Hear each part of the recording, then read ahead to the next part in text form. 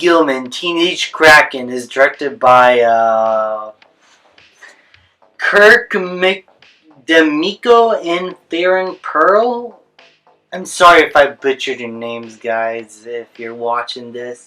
And tells the story of a shy adolescent girl who learns that she comes from a fabled royal family of legendary sea krakens, and that her destiny lies in the depths of the waters, which is bigger than she could have ever imagined. Now, after films like The Bad Guys and especially Puss in Boots: The Last Wish, it seemed like we are in the revival area of DreamWorks, where they could put out good movies, mostly good movies.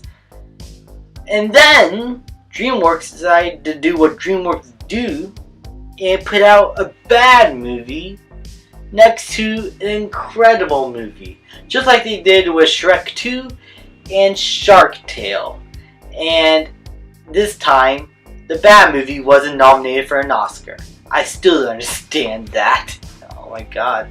That's probably one of the worst nominations I've seen at an Oscars, but that's besides the point. This movie I didn't really enjoy all that much. From the trailers, it looked predictable. It looked like your standard typical animation family movie, and it never really sold me. And after watching it on Peacock, I have to say that Ruby Gillman is just as predictable as I thought it was going to be. The animation is colorful. The way the main characters are designed are good, especially the Krakens and mermaids.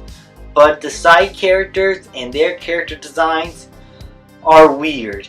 They look like drawings from a page turned into 3D models, and it just doesn't work. And I felt like the design department for this movie could have used a bit more ideas on the table to not have the characters look as weird as they do. This looked like Illumination character designs, and I'm not really a big fan of Illumination, so I don't like being reminded of that. As for the story, not only do I find it predictable, I found it to be incredibly rushed. While I'm glad that this movie is an hour and 30 minutes, I'm a bit sick and tired of 2.5 or 3 hour movies.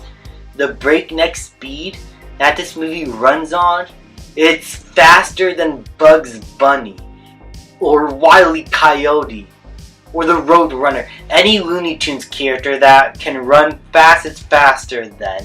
The pacing is too rushed, and not enough scenes are able to register as scenes to me that progress the story along. There are scenes that look like they are progressing the story along. I understand where the story is kind of going, but nothing ever really clicked for me.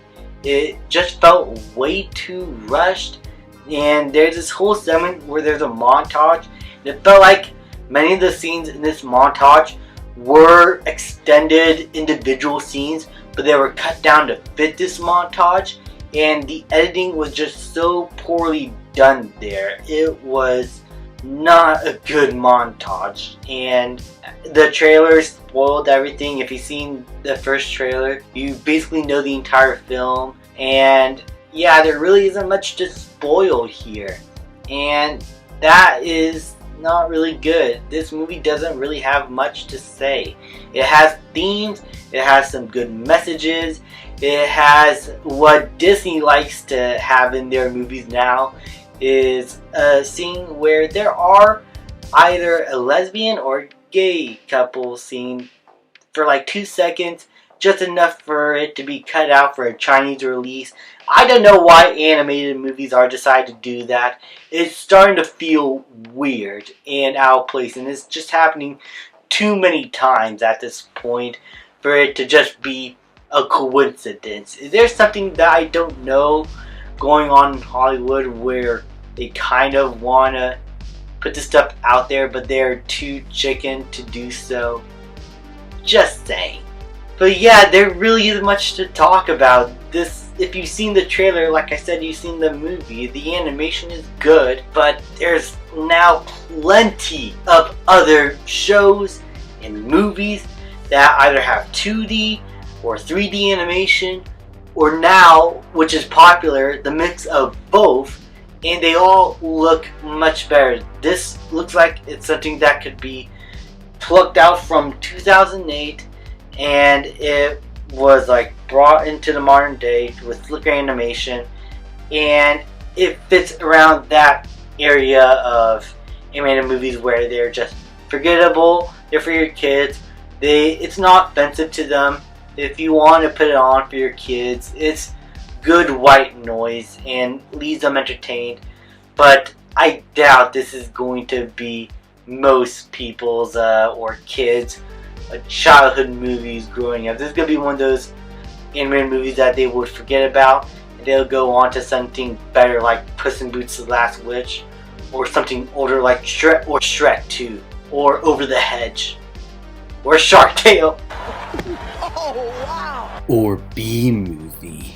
Buzz, buzz, buzz, buzz, buzz, buzz. But yeah, this movie's very forgettable. I don't recommend you guys go watch it. I'm gonna give Ruby Gillman Teenage Kraken a C-. Thank you guys so much for watching. Please like, subscribe, comment, and I will see you guys next time.